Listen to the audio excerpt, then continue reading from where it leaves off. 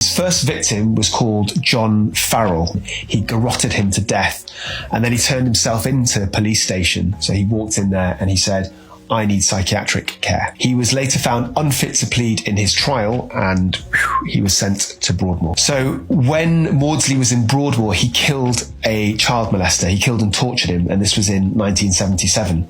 So Maudsley and another resident locked themselves in a cell with the victim, whose name was David Francis, who was a convicted child murderer, and they tortured him to death for over 9 hours. After this, Maudsley was convicted of manslaughter, and he was sent to Wakefield prison. So obviously he must have been found fit to plea eventually if he was eventually sent to prison, which suggests that his mental state might have improved in Broadmoor with some psychiatric treatment. And then later on, in 1978, Maudsley killed 2 fellow prisoners in Wakefield. So the first one was called Salney Darwood, who was convicted of the manslaughter of his own wife.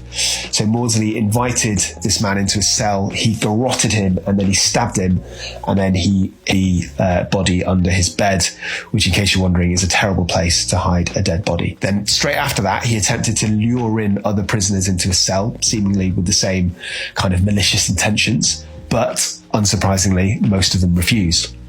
He then went prowling around the wing of the prison, hunting for his second victim, and eventually he cornered somebody and he stabbed that man to death. That man was called Bill Roberts, and Maudsley hacked at his skull with a makeshift dagger and then struck the man's head against a wall several times. And the victim, by the way, was serving 7 years for the sexual assault of a 7-year-old girl. After all that, Maudsley calmly walked into the prison officer's room, placed his dagger onto the table, and he told them that the next roll call there would be 2 people short, which, let's face it, is pretty gangster.